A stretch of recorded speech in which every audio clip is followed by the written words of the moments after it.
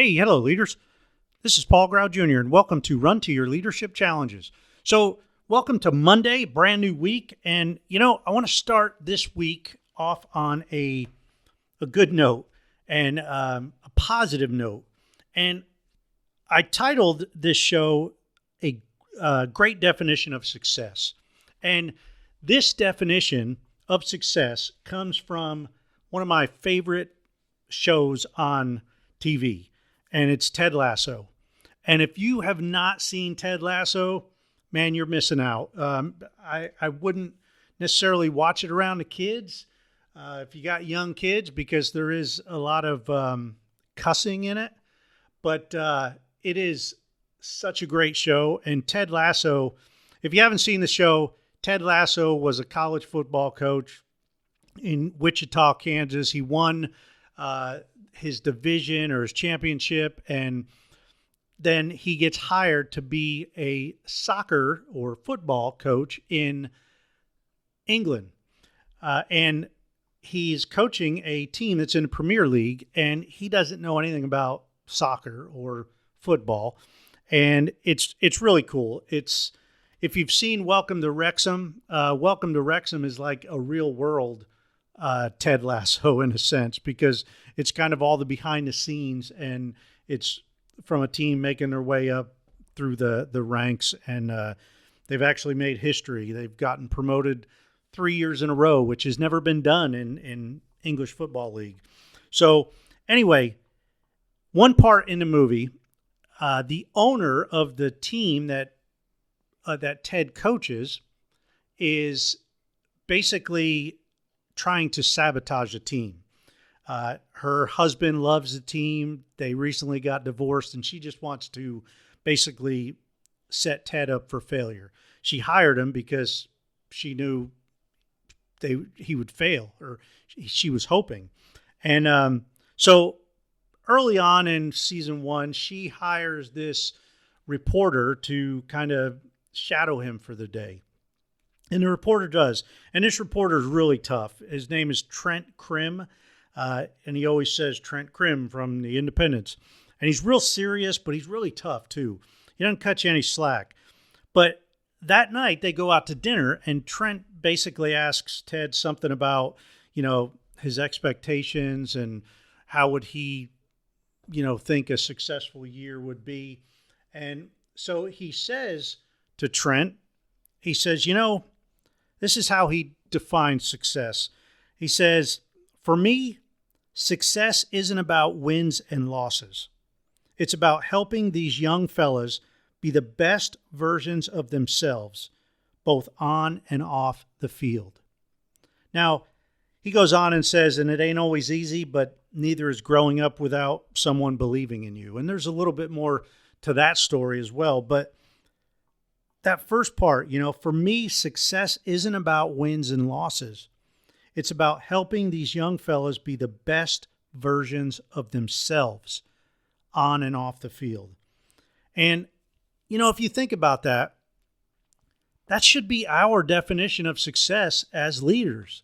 I mean, to help our team members be the best version of themselves, both at work and outside of work, man, wouldn't that be a great goal to accomplish? Wouldn't that be a great expectation to set for yourself and for your team?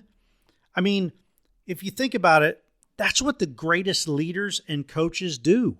I mean, I'm a leadership coach and I'm a team coach, all right? I work with leaders and their teams. And that's exactly what I strive to do. I strive to make my clients and everyone on their team the best version of themselves, because the best version of themselves is going to be good for everybody. It's going to be good for everybody on the team. It's going to be good for all your clients or customers that you have, because if somebody is not being the best version of themselves, they have so much potential that is just not being tapped into. And if you think about that, you can even draw this up and say, if you have expectations of your people without actually knowing them and knowing what their potential is, you're almost setting them up for failure. Because it's almost the point where you can't establish expectations, true expectations, and their potential until you get to know that person. And let's face it, everyone that we lead is different. Everyone's unique in their own way. And that's why we cannot, under any circumstance, lead everyone the same exact way. We need to get to know them on an individual level. We need to get to know the real them. We need to know what makes them tick, what motivates them, what drives them, what are they passionate about, what are their greatest skills and their greatest strengths, what are their weaknesses, what are some of their triggers that might upset them, what's their background, what do they really want, what are their aspirations. You see, when we start to know all of that, then we get a sense for who our team members really are. And, what's their potential? Everybody's potential is different. But if we can help them, or if we can help set them up for success by helping them be the best version of themselves, well, that's going to get their best. That's going to get the best character out of them, the best productivity out of them, and the best performance out of them. So that's kind of my challenge for you this week, is to spend some time just really thinking about that. Really thinking about who are your team members individually. Write some stuff down. Open a file and just write 1 page per person on your team and just write some things that you know about them. Or come up with a list of questions that you might want to ask them about themselves. Do you know what their aspirations are? Do you know what their career goals are? Do you know what some of their personal goals are? Do you know their families, their spouses, where they're from? What do they like doing when they're not working? See, all of this, a lot of people, I've been told, well, we can't discuss that because it's stuff outside of work. Bull crap. All right? Because they bring all of the stuff that happens outside of work becomes organizational behavior stuff once they step in the workplace, because they bring they can't just flip a switch and turn all that off. That all comes with them. And the more that we get to know that, the more we're going to know our people, and the more that we're going to just be able to set them up for success by helping them be the best version of themselves, both at work and outside of work, in every area of their life.